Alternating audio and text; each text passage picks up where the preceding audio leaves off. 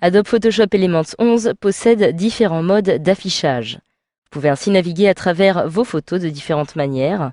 Vous pouvez choisir de privilégier la clarté de l'organisation des fichiers ou bien de choisir plus confortablement un mode en plein écran afin de profiter des images de façon totalement optimisée. Alors vous verrez que les outils restent accessibles dans les différents modes à tout moment. Actuellement, nous nous trouvons dans un mode que nous pouvons qualifier de vignette. En effet, je retrouve ici différentes vignettes et je peux, dans un premier temps, modifier le niveau de zoom de ces différentes vignettes. Je peux me déplacer facilement parmi ces vignettes directement à l'aide de la petite barre qui apparaît ici à droite. Je peux aussi, si je le souhaite, modifier le niveau de zoom de ces vignettes à l'aide de cette petite glissière qui se trouve ici. Plus je me déplace vers la droite et plus la taille des vignettes sera augmentée jusqu'à ce que j'atteigne directement une taille totalement ajustée à mon écran. Si je me déplace à l'inverse vers la gauche, eh bien, je retrouve mes images qui apparaissent ici à leur taille minimale. Il y a donc beaucoup plus de vignettes dans la vue qui est actuellement choisie. Je retourne alors à un niveau de zoom intermédiaire comme ceci. Je peux aussi, si je souhaite, utiliser la molette de la souris comme ceci pour me déplacer parmi les différentes vignettes qui sont ici présentes. J'ai aussi la possibilité de passer en mode plein écran. Eh bien, pour cela, c'est très simple. Il me suffit dans un premier temps de sélectionner l'image en question, par exemple celle-ci. Et cette fois-ci, je peux me rendre dans le menu affichage qui se trouve ici tout en haut. Comme vous pouvez le voir, j'ai la possibilité, en cliquant ici ou en utilisant le raccourci clavier F11, d'accéder au mode plein écran. Je retrouve ici alors ma vignette. Lorsque je déplace ma souris vers le bas, je retrouve ici, par exemple, un petit lecteur qui va me permettre de me déplacer d'une vignette à une autre directement. Je peux revenir à la vignette précédente. Je peux aussi lancer une lecture automatique en cliquant ici et accéder à différentes fonctionnalités telles que encore une fois de plus l'outil de retouche qui est aussi présent dans le mode organisé.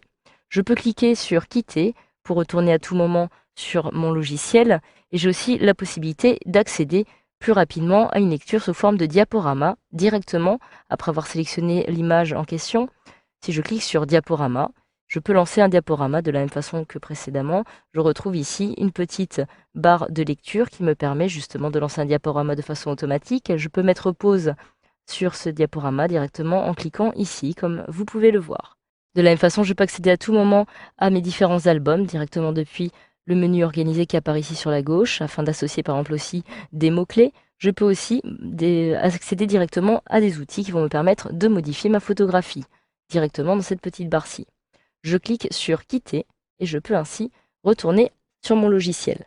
Enfin, comme vous pouvez le voir à l'aide de ce petit volet qui apparaît sur votre gauche, vous avez la possibilité d'afficher vos photographies en fonction de la collection dans laquelle elles se trouvent. Par exemple, ici je retrouve mes différents albums. J'en dispose de deux. Par exemple, mon album paysage. Si je clique dessus, je peux décider de n'afficher que les photographies qui se trouvent à l'intérieur de cet album.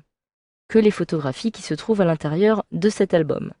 De la même façon, si je clique sur mes dossiers, je retrouve ici l'arborescence de mon disque dur avec, en effet, je retrouve par exemple mon dossier mes images, mes vidéos, mon ordinateur, etc. Si je clique donc sur mes images, je retrouve ici mes différents dossiers. Il s'agit bien des dossiers de mon ordinateur. Je retrouve ici différents dossiers qui sont intégrés directement dans mon logiciel Adobe Photoshop Elements 11 et c'est d'ailleurs pour cela que ceci porte cette petite icône, tout simplement parce qu'ils ont déjà été importés dans ce logiciel. En effet, si je clique à nouveau ici, je retrouve bel et bien par exemple mon dossier Venise, etc. C'est d'ailleurs pour cela que je retrouve cette petite icône. Enfin, pour terminer, vous avez aussi la possibilité d'afficher directement certaines images en fonction des personnes qui se trouvent dessus. Par exemple, si je clique sur l'onglet Personnes, ou alors sur les lieux, ou alors sur les événements. Alors, comme vous pouvez le voir, il s'agit tout simplement de différents onglets sur lesquels vous pouvez cliquer qui vont vous permettre d'afficher les photographies en fonction de ces personnes. Alors, vous pourrez découvrir ces différents modes d'affichage dans d'autres formations, mais pour l'instant, vous savez au moins comment vous déplacer afin d'accéder directement à ces types de modes. Voilà, vous savez désormais comment utiliser les différents modes d'affichage présents dans votre logiciel Adobe Photoshop Elements 11.